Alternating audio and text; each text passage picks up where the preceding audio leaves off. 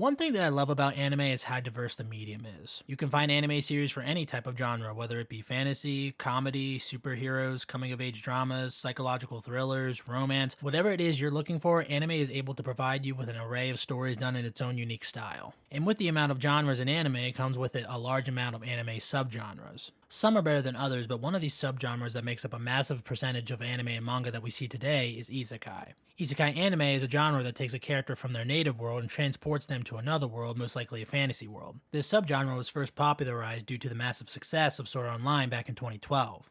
After that, Isekai became more and more popular due to successful releases of other Isekai anime such as ReZero, Konosuba, That Time I Got Reincarnated as a Slime, Overlord, and many more.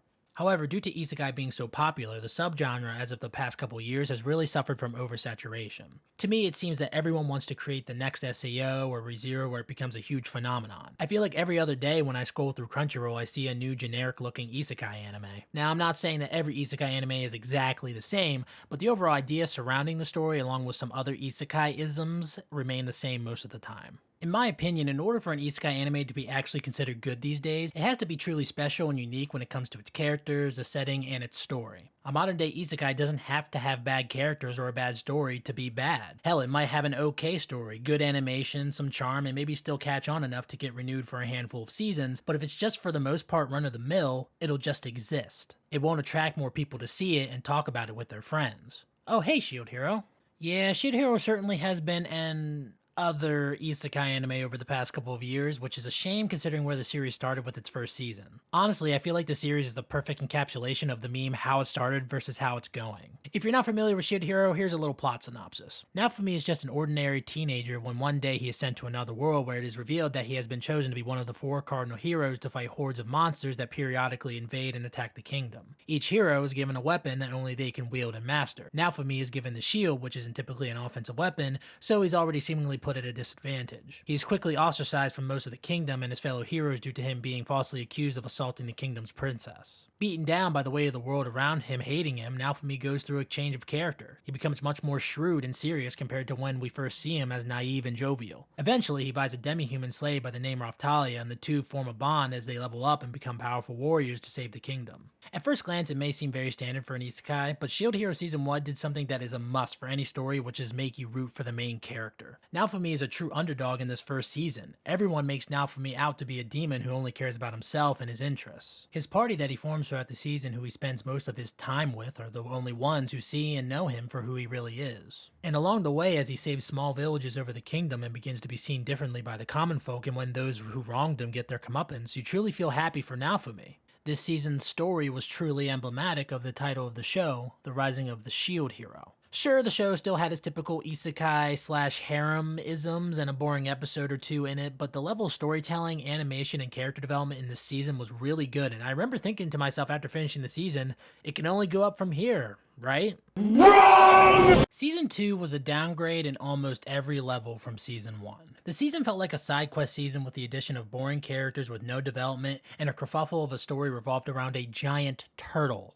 What the hell is even that? I don't really feel like rehashing Season 2, so if you want to hear more of my thoughts on it, check out my podcast episode where I go through it in more detail. Link will be in the description. Anyway, going into Season 3, I was hoping that the show would basically get back on track with its story. Despite the fact that Season 2 introduced changes to the story moving forward, I was hoping this upcoming season would be good enough to where if I decided to rewatch this series, I would be able to just skip Season 2 and go right from 1 to 3. Back when this season was coming out, it was releasing around the time of Jujutsu Kaisen Season 2 and Goblin Slayer Season 2.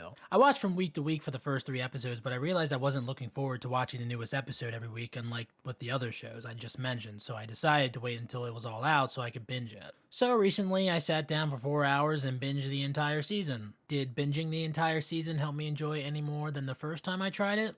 No! Remember when I said that Season 2 felt like a side quest season? Well, this season feels like a filler season, which is in some ways worse, and in other ways not as bad. So allow me to attempt to tell you what all happens in this season. There's going to be spoilers from here on out because this season is all over the place and it would be a bit hard for me to review this without spoiling it, but if you're dead set on watching this season without spoilers, skip to the timestamp on the screen. So first, Naofumi and his party disguise themselves as underground fighters to raise money to free all the remaining demi-human slaves from the village he oversees. There, he meets a chick named Sadina who turns out to also be a whale. Look, I don't know about you, but to me there is something fundamentally and constitutionally wrong with the concept of a whale with tits. Anyway, they get the money, free the slaves, and reform the union. Head back to the village. They also meet a brother and sister who are white tiger people, and the sister is blind and maybe the douchebag king's niece. Then there's a 3-episode arc with a stupid baby dragon. It was not cute, and I wish it died. Stop! Get that away from him quickly! Galleon, spit it out already!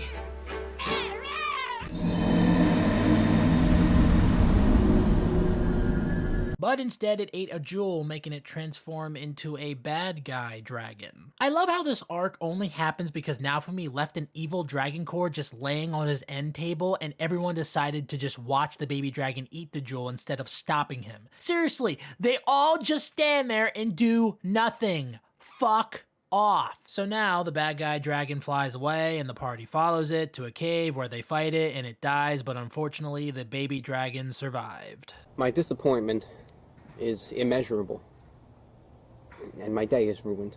So throughout the season, they have to rally the other heroes because they all disappeared after the giant turtle fight, and each one of them gets manipulated by the bitch princess because they're stupid and written like 5-year-olds. The sword hero's party died, so he's like, it's not my fault, it's everyone else's fault, and the princess said it's not my fault, and I'm gonna become a bad guy for an episode. The writers then decided that there wasn't enough weird lolly stuff, so now the spear hero wants Philo because the bitch princess broke up with him because she's like, you lost to a turtle, you suck now, bye. That's so stupid. Then finally with the bow hero, he also gets manipulated by the princess and he thinks he's saving money in these fights to save slaves, and he says justice so many times that Zamasu would tell him to calm down a bit. Oh yeah, remember Rishia? She likes the bow hero, I guess, and she fights him and has something that I believe is supposed to resemble character development for a character I do not give a shit about. And finally, at the end of the season, they reveal that Raphtalia is apparently a royal heir to a kingdom now. Can't wait to see where that goes next season, along with the next giant beast that is looming, which will be a phoenix, because if there was something we were missing in this season, it was another giant monster. It is hard to believe that this season is somehow more aimless than the last season. The show used to be about a person who is summoned to protect a world that hates him from waves of monsters. But now we introduce more and more stupid obstacles like a giant turtle, a guy with a book, each of the heroes being retards, and we'll have an entire kingdom that wants Raphtalia dead with a giant phoenix on the horizon. Another element they decided to add to this series was the concept that the curse series for each weapon carries 1 or 2 of the dispositions of the 7 deadly sins. As if that concept of the 7 deadly sins isn't overused in anime at this point. Now, it could be just the way that it was introduced, but I am just not interested in adding this to the series moving forward. I'm not saying that this show couldn't have evolved with its story from the onset. Some of my favorite animes start off relatively simple, but then the story changes and grows with each new season and becomes something entirely different, but still excellent. Shield Hero, however, doesn't do this for the simple reason that the world building, story, and every new character, along with the old ones, are completely uninteresting. I don't care about some killer clown puppet bitch that makes Discord audio sounds, I don't care about a fox girl trying to save her zombie dragon dad, and I don't care that Raphtalia is a fucking Palpatine! Wait a minute. One thing that prevented me from saying season 2 was awful, unlike my friends who also watched the season, was just seeing our main party again. It had been a while since I last watched Shield Hero, so going through season 2 at the very least, it kept my attention somewhat because I got to see these characters again. It was like seeing a cousin or a good friend after not seeing them for many years. But with season 3, that novelty is worn off on me at this point, and I just do not care about the characters that much anymore. Philo is still harmless, but Naofumi hasn't really changed his character since the end of season 1. There is no growth there. He just is. And Raphtalia almost feels pushed to the background this season because I cannot remember anything of note that she did in this season. But with all that said, was there anything I liked in this season? Well, I liked the setting of the party's fight with the zombie dragon dad in the cave. The animation was great and the lighting was pretty cool. If I had one more thing that I liked, it was this line that the White Tiger brother said to his blind sister that made me laugh. I was really hoping to fight alongside Mr. Naofumi. You're safer staying behind me and watching. You're safer staying behind me and watching. Let me say it real slow and real loud. I'm blind.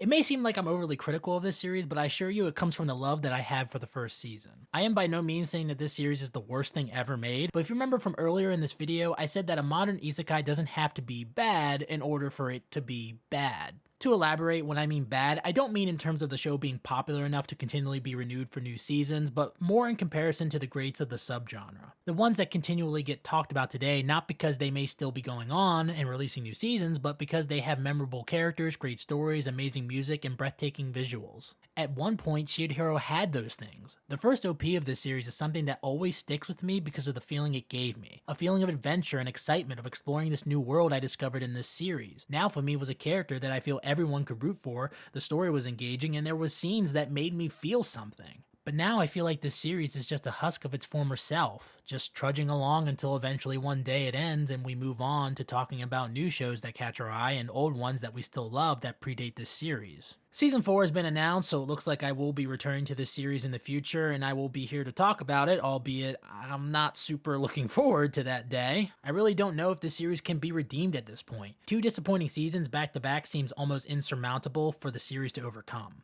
I believe if this series went back to its roots and just focused on Naofumi and his party fighting the hordes of monsters and finding the truth behind the waves, it would be much more entertaining. None of this 4 giant beast nonsense and royal bloodline stuff. Overall, if I had to rate this season, I would give it a C-, which might not seem as bad as my sometimes heated commentary would leave you to believe, but for me, C- is basically the average and boring tier, and for the series as a whole, I would rate it as a C. But feel free to tell me what you guys think about this series and what you thought about this season down below in the comment section. Am I missing something with this series? According to all these wonderful sites, I might be, but I don't know. Anyway, thanks so much for watching. I hope you guys enjoyed the video. Be sure to like and subscribe, and I will see you guys in the next one.